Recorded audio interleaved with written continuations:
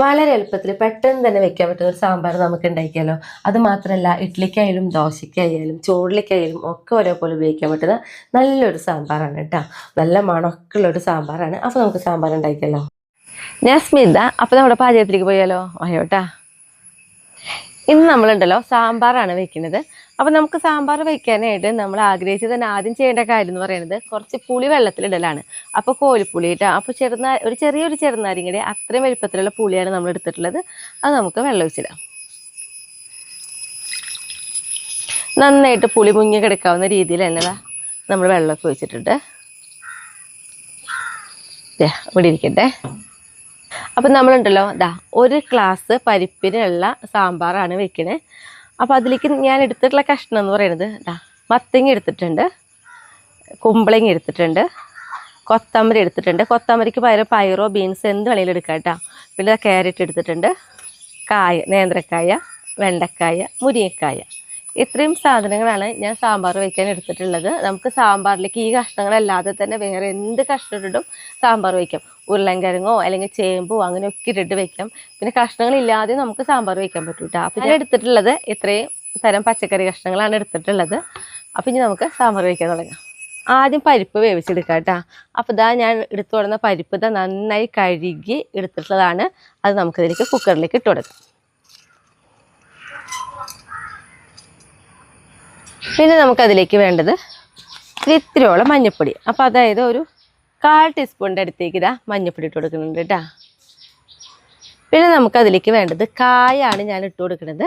അപ്പോൾ ഞാൻ എടുത്തിട്ടുള്ളത് LGയുടെ കായാണ് കേട്ടോ ഞാൻ എടുത്തിട്ടുള്ളത്. അപ്പോൾ ഇത്രയും വലുപ്പമുള്ള ഒരു കഷ്ണം ഞാൻ എടുത്തിട്ടുണ്ട്.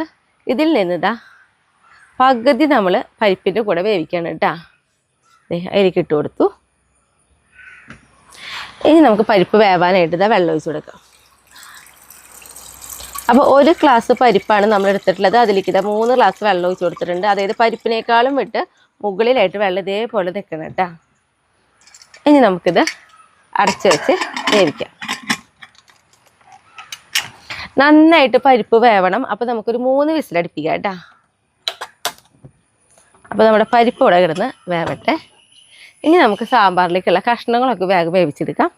അപ്പം ഞാനിതാ തീ കത്തിച്ച് തൊട്ടിപ്പുറത്ത് അടുപ്പുമ്പോൾ തന്നെ ഒരു കലടപ്പത്ത് കയറ്റിയിട്ടുണ്ട്. ഈ കലം ഒന്ന് ചൂടാവട്ടെ കേട്ടോ. കലം ചൂടായി വന്നിട്ടുണ്ട്. അതിലേക്ക് നമുക്കിതാ ഒരു 3 ടീസ്പൂണ് വെളിച്ചെണ്ണ നമുക്കിത് ഒഴിച്ച് കൊടുക്കാം. ഈ വെളിച്ചെണ്ണ ഒന്ന് നന്നായിട്ടൊന്ന് ചൂടാവട്ടെ കേട്ടോ. വെളിച്ചെണ്ണയൊക്കെ ഒഴിച്ച് നന്നായി ചൂടായി വന്നിട്ടുണ്ട്. അതിലേക്ക് നമ്മൾ നോക്കി ഒരു 1/4 ടീസ്പൂൺ ഉലുവയാണ് ഇട്ട് കൊടുക്കുന്നത്.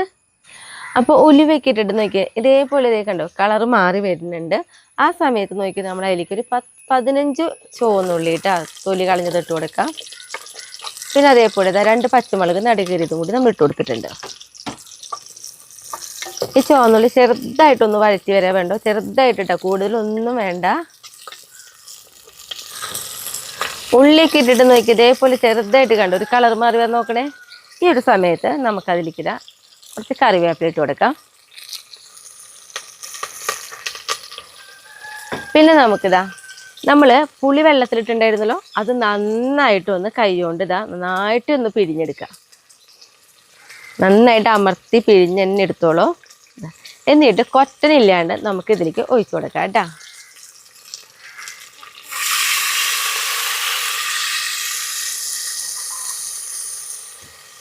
പിന്നെ നമുക്കറിയാം സാമ്പാറിലേക്ക് നമുക്ക് നന്നായിട്ട് വെള്ളത്തിൻ്റെ ആവശ്യമുണ്ട്. അപ്പം ഞാനിത് അതിലേക്ക് കുറച്ച് വെള്ളം ഒഴിച്ച് കൊടുത്തിട്ടുണ്ട്. കുറച്ച് വെള്ളം എന്ന് വെച്ചിട്ടുണ്ടെങ്കിൽ ഒരു 8 ഗ്ലാസ് വെള്ളം നമ്മൾ ഒഴിച്ച് കൊടുത്തിട്ടുണ്ട് കേട്ടോ അതിലേക്ക്. ഇനി നമുക്ക് ഇതിലേക്ക് നേരിട്ട് തന്നെ നമ്മുടെ പൊടികളൊക്കെ ഇട്ട് കൊടുക്കാം. അപ്പോൾ ഒരു 1.5 ടീസ്പൂണ് മുളക് പൊടി ഇട്ട് കൊടുത്തിട്ടുണ്ട്. 2 ടീസ്പൂണ് മല്ലിപ്പൊടി ഇട്ട് കൊടുത്തിട്ടുണ്ട്. ഒരു 1/2 ടീസ്പൂണ് മഞ്ഞൾപ്പൊടി ഇട്ട് കൊടുത്തിട്ടുണ്ട്. നമുക്കൊന്ന് നന്നായിട്ടൊന്ന് ഇളക്കി കൊടുക്കാം. അപ്പം നമ്മുടെ ഈ പുളിവെള്ളത്തിൽ കിടന്നിട്ട്, അതായത് പുളിവെള്ളത്തിലാണല്ലോ നമ്മൾ പൊടികളൊക്കെ ഇട്ടോണേ, അപ്പം അതുകൊണ്ട് തന്നെ പൊടികളുടേതായ കുത്തുകളൊന്നും ഉണ്ടാവില്ല. നമുക്കറിയാം, നമുക്ക് മുളക് മല്ലിയൊക്കെ നമ്മൾ ചൂടാക്കി ഇടാറുണ്ട്. പക്ഷേ ഇങ്ങനെ ഇടുകയാണെങ്കിൽ ആ ചൂടാക്കേണ്ട ആവശ്യമില്ല കേട്ടോ. പൊടിയുടെ ഒന്നും ഒരു പച്ചക്കുത്ത ഒന്നും ഉണ്ടാവില്ല. പിന്നെ കുക്കർ 3 വിസിൽ വന്നിട്ടുണ്ടായിരുന്നു. ഞാനിത് ഗ്യാസ് ഓഫ് ചെയ്യാണ്. ഇനി നമുക്കിതിലേക്ക് ഉണ്ടല്ലോ ഇപ്പം തന്നെ കഷ്ണങ്ങളൊക്കെ ഇട്ട് കൊടുക്കാം. അപ്പോൾ അതിൽ നമ്മൾ വെണ്ടക്കായും മുരിങ്ങക്കായും നമ്മൾ ഇപ്പം ഇടില്ല കേട്ടോ. വെണ്ടക്കായ നമുക്കൊന്ന് വഴറ്റണം. ബാക്കിയുള്ള എല്ലാ കഷ്ണങ്ങളും നമുക്ക് ഇടാം. നമ്മളിതാ കായ് ഇതേപോലെയാണ് ഞാൻ അരിഞ്ഞു നോക്കുന്നത്. കഷ്ണങ്ങളൊക്കെ അവരവരുടെ ഇഷ്ടത്തിന് ഏത് രീതിയിൽ വേണമെങ്കിലും അരിയാം കേട്ടോ. പിന്നെ ഇതാ കൊത്തമല്ലി ഇട്ട് കൊടുക്കണേ. എല്ലാം അതും ഒരു ഉദ്ദേശം വെച്ചിട്ടാട്ടോ. ഇപ്പോൾ കയറ്റമൊക്കെ ഞാനൊരു വലിപ്പമുള്ള ഒരു കയറ്റാണ് എടുത്തോണേ. അപ്പോൾ ഒരളവ് വെച്ചിട്ടാണ് എല്ലാ കഷ്ണങ്ങളും എടുത്തിട്ടുള്ളത് കേട്ടോ. പിന്നെ ഇതാ കുമ്പളങ്ങ ഇട്ട് കൊടുക്കാം. മത്തങ്ങ മാത്രം ഞാൻ എല്ലാ കഷ്ണങ്ങളെക്കാളും വിട്ട് ഇത്തിരി കൂടുതൽ എടുത്തിട്ടുണ്ട്. കാരണം മത്തങ്ങ സാമ്പാറിന് ഒരു പ്രത്യേക ടേസ്റ്റൊക്കെ നൽകും കേട്ടോ. ഇനി നന്നായിട്ടൊന്ന് തിളക്കട്ടെ. കണ്ടോ കഷ്ണങ്ങളൊക്കെ കണ്ടോ നമുക്ക് നന്നായിട്ട് കണ്ടോ വെള്ളത്തിൽ കിടന്ന് ഓടാവുന്ന രീതിയിലാണ് നമ്മൾ എന്താ ഒരളവ് വെള്ളത്തിൻ്റെ. അപ്പോൾ ഈ ഒരളവിൽ വേണം നമ്മൾ സാമ്പാറിന് കഷ്ണം വയ്ക്കുമ്പോൾ അതേപോലെ ഒരു അളവിലുണ്ടായിരിക്കണം. അപ്പോൾ അതനുസരിച്ച് വെള്ളമൊക്കെ ഒഴിച്ച് കൊടുത്തോളൂ. ഇനി നമുക്കിതിലേക്ക് ആവശ്യത്തിന് കുറച്ച് ഉപ്പും കൂടി ഇട്ട് കൊടുക്കാം. ഉപ്പൊക്കെ പിന്നെ നമ്മളൊരു ഉദ്ദേശം വെച്ച് കുറച്ച് ഇട്ട് കൊടുക്കുക. പിന്നീട് ആവശ്യം ഉണ്ടെങ്കിൽ നമുക്ക് ടേസ്റ്റ് ചെയ്തിട്ട് ഉപ്പിട്ട് കൊടുക്കാമല്ലോ. ഇനി നമുക്ക് മൂടി വെച്ച് വേവിക്കാം. നമ്മുടെ കഷ്ണങ്ങളൊക്കെ അവിടെ ഇരുന്ന് വേവുമ്പോഴേക്കും നമുക്കുണ്ടല്ലോ നമ്മുടെ വെണ്ടക്കായൊന്ന് വഴറ്റിയെടുക്കണം. അപ്പോൾ അതായത് കുറച്ച് വെളിച്ചെണ്ണ ഒഴിച്ചിട്ട് വെണ്ടക്കായ വഴറ്റിയെടുത്താൽ നമ്മുടെ വെണ്ടക്കായ ഉടയില്ല കേട്ടോ. അപ്പോൾ ഇതാ വെറുതെ ഒരു പേരിന് 1 ടീസ്പൂണ് വെളിച്ചെണ്ണ ഒഴിക്കണുള്ളൂ. ഉണ്ടോ വെളിച്ചെണ്ണ ഒന്ന് ചൂടായിട്ട് നമുക്ക് വെണ്ടക്കായ ഇട്ട് കൊടുക്കാം. വെളിച്ചെണ്ണയൊക്കെ ചൂടായി വന്നു. നമുക്കിത് അതിലേക്ക് വെണ്ടക്കായ ഇട്ട് കൊടുക്കാം കേട്ടോ.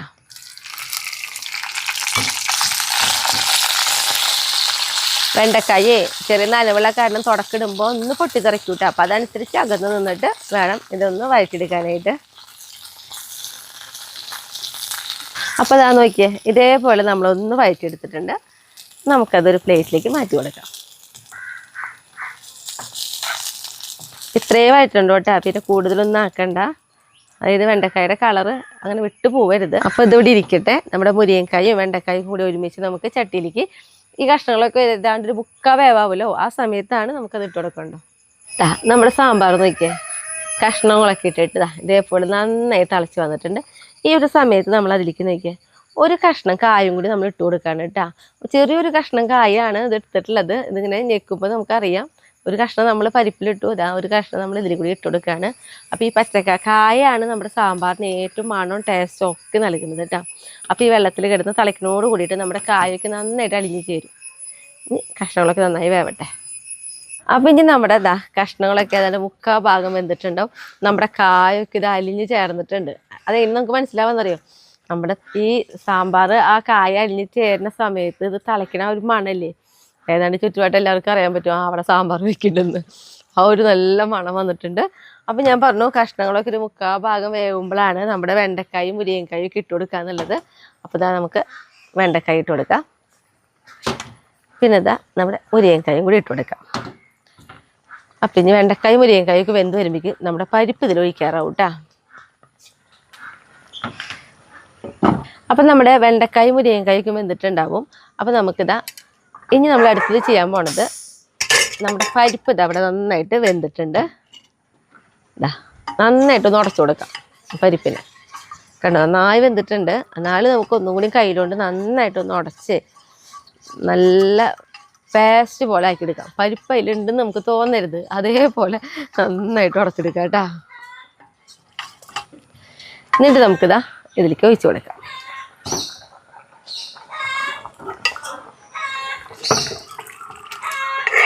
കുറച്ച് വെള്ളമൊക്കെ ഒഴിച്ച് അതും കൂടി നമുക്ക് കുക്കറിലിട്ട് ഒഴിച്ചു കൊടുക്കാം.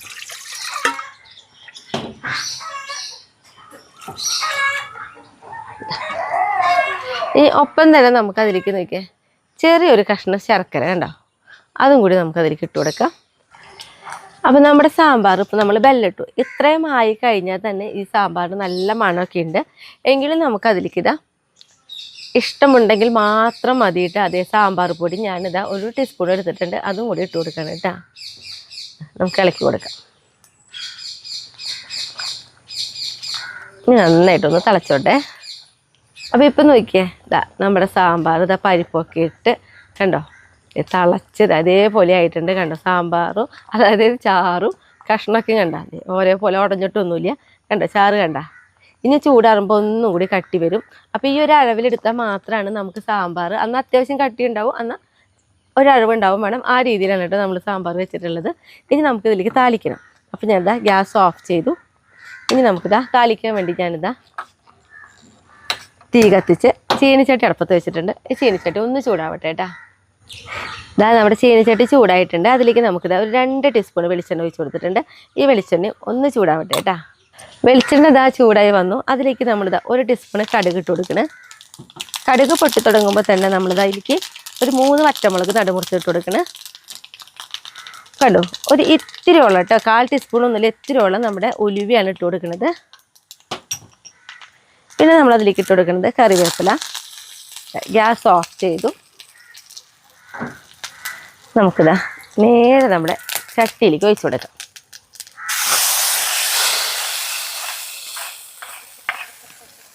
കണ്ടോ, നമ്മുടെ സാമ്പാർ നല്ല ടേസ്റ്റുള്ള സാമ്പാറാണ് കേട്ടോ. ഇഡ്ഡലിക്കും ദോശയിലേക്കും ചോറിലേക്കൊക്കെയും പറ്റും.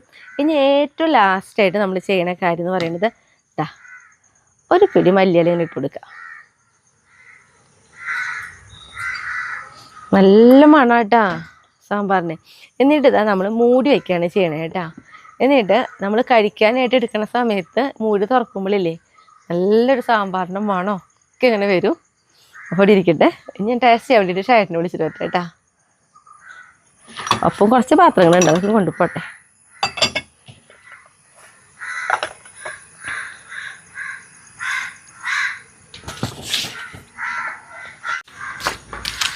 പപ്പടം ഉണ്ടായില്ല. സാമ്പാറിലേക്ക് പപ്പടം ഉണ്ടെങ്കിൽ നല്ലതല്ലേ.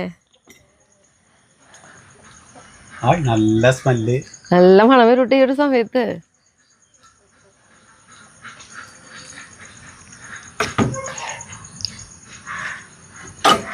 കാണുമ്പോഴേ ഒരു രസമുണ്ട് കേട്ടോ കാണാൻ.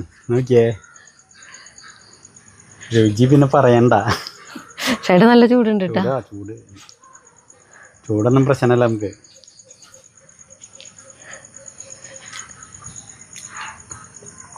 രസമുണ്ട്. ഒരു നല്ലതും കൂടി നല്ല രസമുണ്ടാവും. നമ്മൾ ലാസ്റ്റ് കടുക് പൊട്ടിക്കണേൻ്റെ പുലിവയ്ക്ക് ഒന്ന് പൊട്ടിച്ചില്ലേ, അപ്പൊ ഒരു പ്രത്യേക മണമൊക്കെ ഉണ്ട് കേട്ടാ. അടിപൊളി സൂപ്പർ സാമ്പാറാട്ടാ.